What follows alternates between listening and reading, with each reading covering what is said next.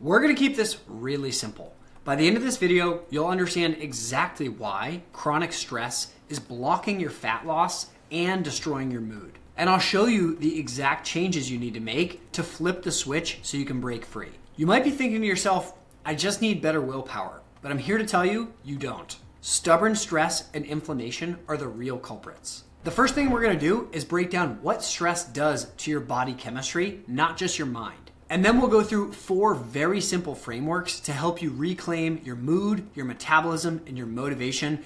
And we'll cover the one biggest hidden factor that's holding back your fat loss. In 2025, there's been an explosion of information around the perfect diet, the perfect exercise routine. And by all means, all of that is great, but in many cases, it's masking the real reason that people struggle to lose weight: the stress-inflammation connection that leads to fat storage. Let me explain. But first, I'm not here to tell you to go eat a bunch of kale. This approach and the frameworks I'm about to share are distilled from peer-reviewed research and my experience coaching clients hands-on.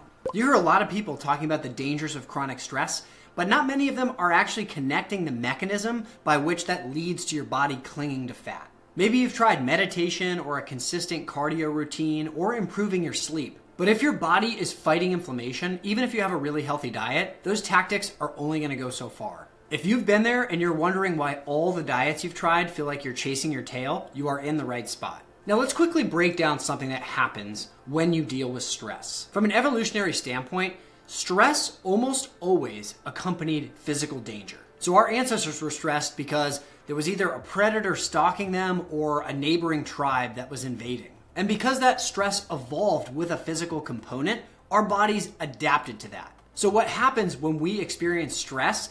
Our cortisol spikes, and then the cortisol signals for our body to dump blood sugar into our bloodstream.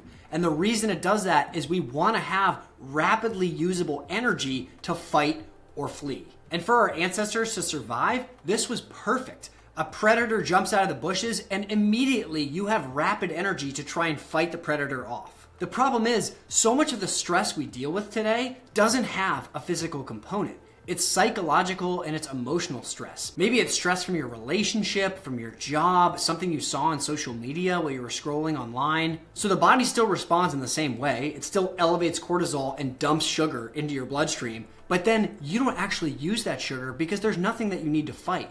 And what happens in that case, your blood sugar stays elevated and then it gets stored in your fat cells as triglycerides. And this is the same reason when you get a really good night's sleep and you're mindful about your sugar intake and you're exercising, the reverse happens. Your fat cells start dumping sugar so that your body can burn it off. This is why keto, fasting, and exercise can be so effective, but it's also why stress can stop them in their tracks. So here are the 4 key frameworks that can help you beat it. Framework number 1, stress equals inflammation. So as we just covered, chronic stress, even emotional and psychological stress, it lights up inflammation in your body and brain, and it keeps dumping sugar into your bloodstream. And that is what kills fat loss and leaves you unmotivated or dealing with extreme cravings. There are tons of studies to back this up. Studies out of PubMed and ScienceDirect show that emotional stress triggers low-level inflammation. And that's not just linked to weight gain, it's also linked to depression and even PTSD and suicidal behavior. And as many of us are familiar with, emotional stress also leads to emotional eating. And this is partially due to the roller coaster that you're on when you dump sugar into your bloodstream and then your body removes it and then you rapidly dump it again. It's like snapping a rubber band. So your blood sugar and your insulin is going like this throughout the day. Leads to mood swings, intense cravings, and emotional eating. Now, if you don't solve for this, losing weight is going to be extremely difficult, even if you're eating mountains of kale and exercising every day. Framework number 2, I call fats in your brain. Now get this, your brain is basically made up of fat and water.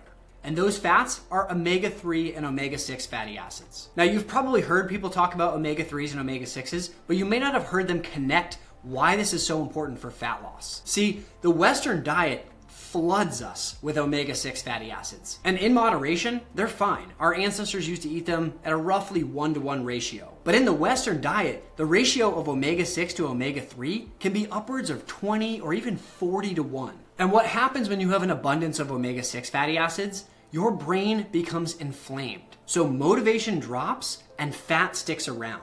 And that's exactly what makes framework number 3 so important. But before we get there, if you like simple frameworks and systems like this that'll help you live better for longer, please subscribe to the channel. And if you're interested, you can also download the 5-step fat loss formula for free in the description. So framework number 3 is ECS, or the endocannabinoid system. Now that may sound complicated, but stay tuned. I'm gonna connect the fat balance to the stress control. The body makes natural cannabinoids that lower stress by lowering inflammation. You may have heard of this system before in the context of something like CBD. It's exactly why CBD can be so effective for pain relief. Now the reason this matters is because too much omega-6 in your diet screws up the endocannabinoid system. In other words, one of the main brake pedals that you have for stress in the body breaks. Imagine you're driving downhill and you go to slow down and all of a sudden the brakes stop working. That's what happens when your body gets stuck in the stress and inflammation loop that comes from too much omega-6 fatty acids that inhibit the endocannabinoid system from working.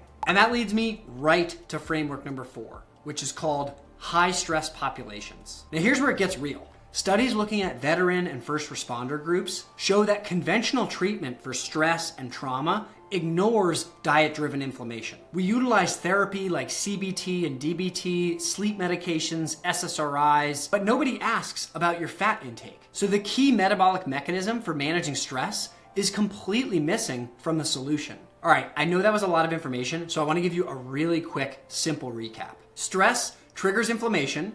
This leads to sugar release, and then that inhibits fat loss and lowers your mood. Now, in order to fight stress, you need systems in your body and brain like the endocannabinoid system. And because your brain is made of primarily fats and water, this system can break down when the brain is inflamed. The brain gets inflamed when you're consuming too many omega-6 fatty acids that often come from processed foods, and then your omega-6 to omega-3 ratio is off the charts. So you consume too many omega-6 fatty acids, your omega-6 to omega-3 ratio goes off the charts, you have inflammation going on in your brain, that inflammation breaks the endocannabinoid system, then you can't stop stress.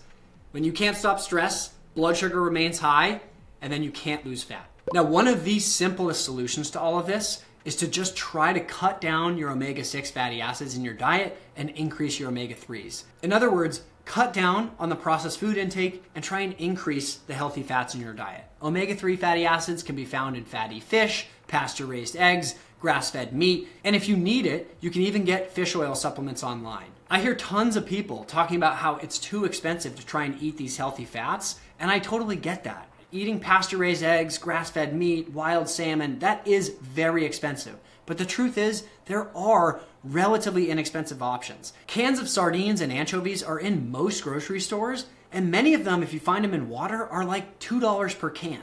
So I get that may not be the most appealing meal, but add some garlic powder and some balsamic vinegar on it, and it's actually not that bad. The bottom line is, if you care about your stress level and you are frustrated trying to lose weight, you really should try and add some more omega-3 fatty acids into your diet.